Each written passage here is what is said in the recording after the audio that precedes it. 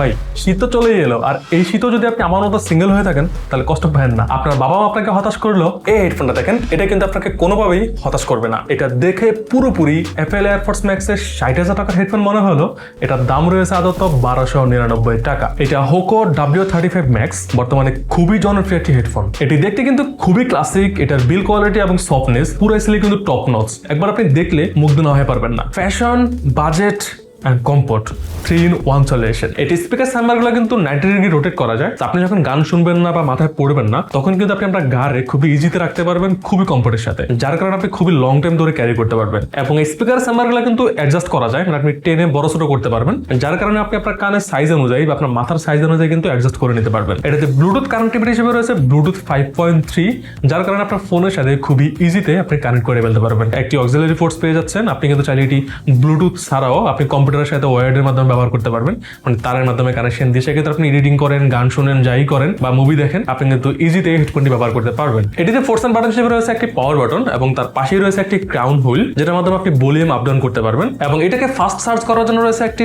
Type C port এবং তার পাশে রয়েছে একটি টিএফ পোর্ট বা SD card port.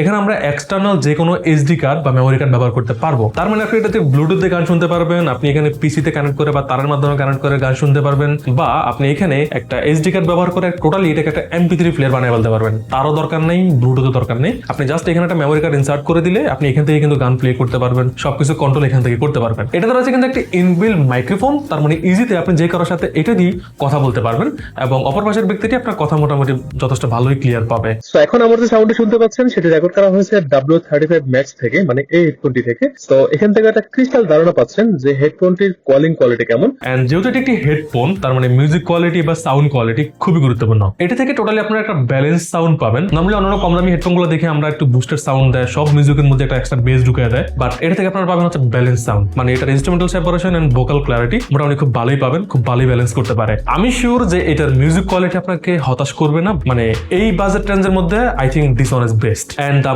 Most highlighted part, এটাতে রয়েছে 90 ঘন্টার চার্জিং ব্যাকআপ। তার মানে আপনি এটা থেকে টানা 90 ঘন্টার মিউজিক প্লে টাইম বা কলিং টাইম পাবেন। So it's a huge.